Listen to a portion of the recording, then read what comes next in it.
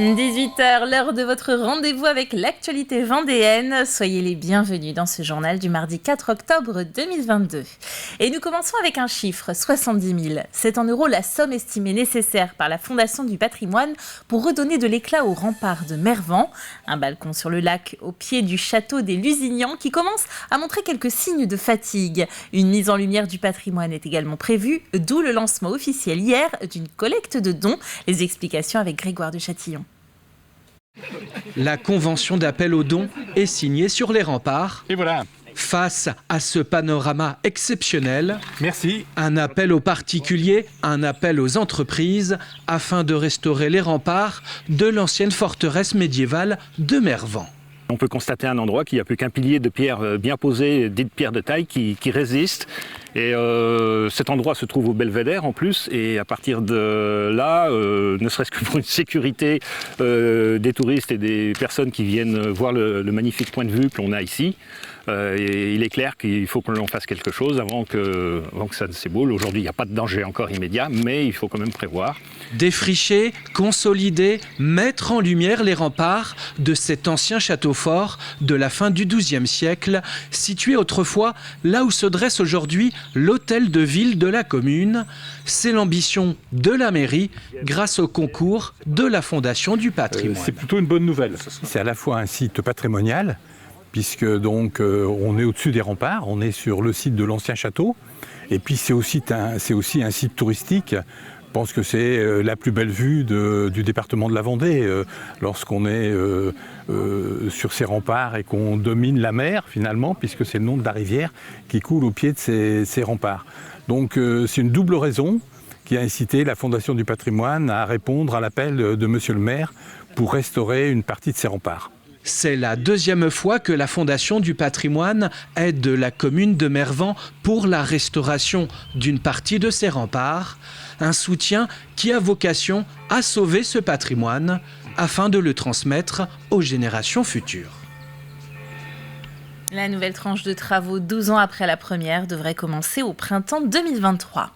45 000 personnes seraient concernées en Vendée par des troubles 10 ou des troubles de l'attention. La première déclinaison vendéenne de la journée nationale qui leur est consacrée devrait donc avoir un certain retentissement. Une initiative de la jeune association AP10 85, association qui regroupe donc des personnes dont beaucoup de parents concernés par des troubles 10 ou TDAH. Le rendez-vous c'est samedi 8 octobre à La Roche-sur-Yon au sein de l'école des établières.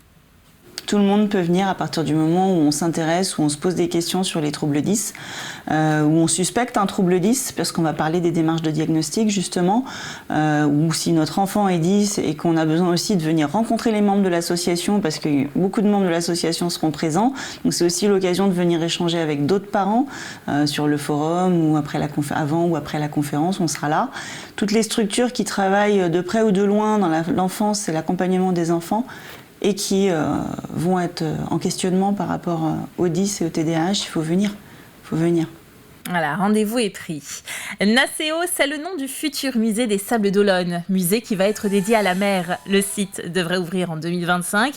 Il va s'installer dans l'enceinte du château de la Chaume. D'ici là, et avant même de commencer les travaux, des fouilles archéologiques sont en cours depuis la mi-septembre. Pour l'instant, on a relevé un petit peu de mobilier quand même, donc il y a quelques traces intéressantes.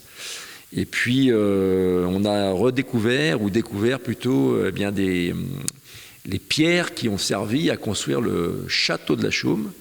Donc ce château qui s'appelait Château Gauthier, qu'on appelle aujourd'hui le Château Saint-Clair, ce château qui avait été détruit à la fin du règne de Louis XIV, et dont les pierres avaient dû être jetées dans les douves, et bien là on les a retrouvées. Donc voilà, il y a quand même des traces archéologiques.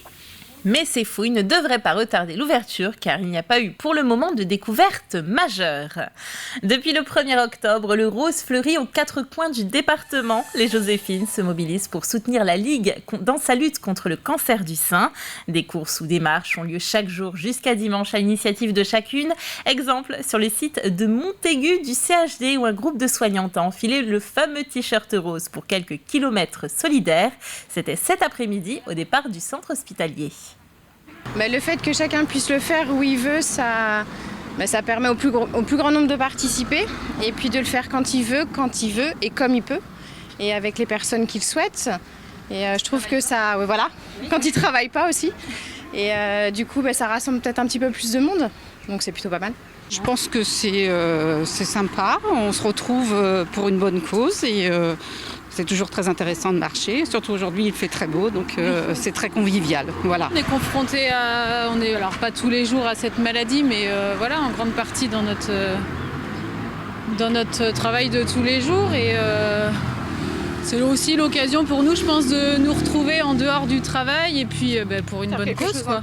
Ouais. On est tous concernés par cette maladie et que... ça n'arrive pas qu'aux autres. Voilà.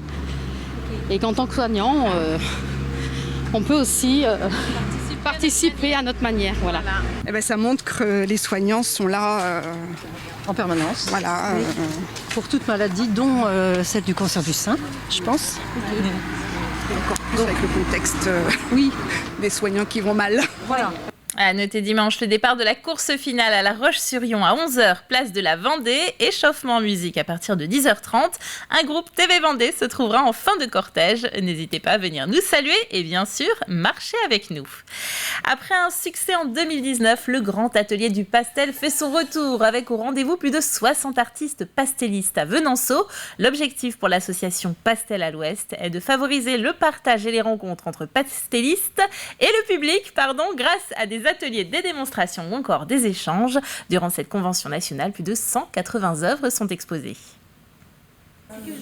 Utilisé aussi bien en dessin qu'en peinture, le pastel est mis en avant durant des ateliers et des expositions.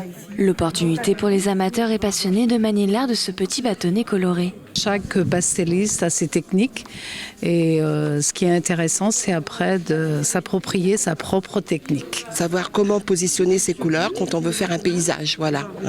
Puisque c'est pas toujours facile. En plus, là, c'est du vert et moi, j'ai horreur du vert et là, je suis en train de passer au-dessus de tout ça. Donc, c'est super, voilà. C'est que du bonheur. Le pastel attire également les curieux qui souhaitent découvrir et se familiariser avec ses craies. C'est pas facile. On apprend plein de choses, les couleurs, le papier, moi je connaissais pas tout ça. Des méthodes partagées par une 60aine de pastellistes présents pour cette deuxième édition du Grand Atelier du Pastel. Artiste reconnu et récompensé pour certaines de ses œuvres, Françoise Bousquet ne comptait pas rater ce grand rendez-vous. L'ambiance détendue, l'échange entre pastellistes, l'échange avec les gens du pays, la possibilité de se sentir totalement libre, d'échanger nos expériences. Je leur apprends effectivement à prendre en main une photo d'un paysage et puis d'essayer de voir comment on peut l'aborder en étant peintre et en n'étant pas photographe. C'est-à-dire qu'on n'essaye pas de faire de l'hyperréalisme et de recopier la photo. Organisée par l'association Pastel à l'Ouest, cette convention nationale a pour but de promouvoir le pastel sous forme de démonstrations ou de rencontres afin de susciter les échanges avec le public. C'était tout à fait novateur. Les gens ne connaissaient que les salons où on expose auparavant. Et avec le Grand Atelier du Pastel, ils ont découvert un mode complètement différent où on vient bien sûr pour présenter ses œuvres, pour pouvoir partager, parler des sujets de prédilection, de ses techniques, mais en même temps pour pouvoir faire avec les autres, faire avec le public. Durant ce temps fort, 180 œuvres sont exposées. Lors de la dernière édition en 2019, le Grand Atelier du Pastel avait attiré plus de 600 personnes. Troisième édition pour Vendée Musique et Patrimoine. Il s'agit de 7 concerts programmés par le département dans des lieux patrimoniaux d'exception, parmi lesquels la Grange du Prieuré au Bernard, le domaine de la Gerberie à Saint-Martin-Lars en Saint-Hermine ou encore l'église Saint-Martin à Salertaine, par exemple. Côté programmation, c'est éclectique. Sans tout dévoiler, on trouvera Louis Chédid et Yvan Cassard en ouverture le 20 novembre, la chanteuse révélée dans The Voice Anne Silla le 1er avril ou encore Joyce Jonathan le 1er juillet pour clôturer la série de concerts. De la qualité et de la proximité, avec aussi cette spécificité, dès lors qu'on va en milieu rural, dès lors qu'on va dans des lieux patrimoniaux, on est aussi sur des jauges plus réduites, on n'est pas sur des grandes salles de concert, et donc il y a un vrai intérêt à jouer de cette proximité entre l'artiste et le spectateur, qui satisfait à la fois l'artiste parce qu'il n'a pas l'habitude de jouer dans des toutes petites jauges ou dans des petits villages parfois, et puis les spectateurs qui ont quelque chose un peu pour eux, c'est un peu l'artiste qui vient dans leur salon. Passons comme chaque mardi à notre Minute Golden Globe Race avec ces superbes images du passage de la porte de Lanzarote pour nos 13 skippers restants en course. La flotte est désormais en approche du fameux poteau noir. Alors qu'à l'arrière, on rattrape peu à peu le retard, à l'avant, ça bouge un peu. Sur son Facebook cet après-midi, la team de Kirsten Neuscheffer a annoncé que la seule candidate féminine de la course est passée en 3e position. Dans les conversations téléphoniques, certains skippers disent commencer à ressentir la solitude et le manque des proches, un état d'âme sur lequel s'était confiée la concurrente sud-africaine lorsque nous l'avions rencontrée avant son départ. Et je vois ça comme un besoin parce que je ne saurais pas trop faire si j'arrêterais entièrement avec les aventures. Le fait de passer du temps dans la nature, ça c'est pour moi quelque chose de très fort. Et j'aime aussi des aventures en solitaire parce que c'est comme ça qu'on découvre ses propres forces et ses faiblesses. Et oui, c'est un peu pour découvrir soi-même. Et c'est le 2e jour et suite du premier tour à l'Open de Vendée de tennis au Vendée Space. Plusieurs têtes de série ont fait leur entrée dans le tournoi. C'était le cas de l'Américain J.J. Wolf, tête de série numéro 2 et du Tchèque Jiří Lereka. Tous les deux se sont qualifiés en remportant leur match en 2-7. Qualification également du Français Jules Marie, 529e joueur mondial et sorti des qualifications. Il a créé l'exploit en battant l'Italien Maestrelli, numéro 180 au classement ATP. Et c'est terminé en revanche pour Clément Tabur, battu par le Finlandais Virtanien. Ce soir, 2 matchs franco-français avec Richard Gasquet contre Jürgen Briand et Gilles Simon face à Kenny de Schepper, repêché suite au forfait de Quentin Alice pour cause de blessure au pied. Résumé complet à retrouver dans la matinale. C'est la fin de cette édition. Merci de l'avoir suivi. On se retrouve très bientôt pour un tout nouveau journal. À bientôt et belle soirée.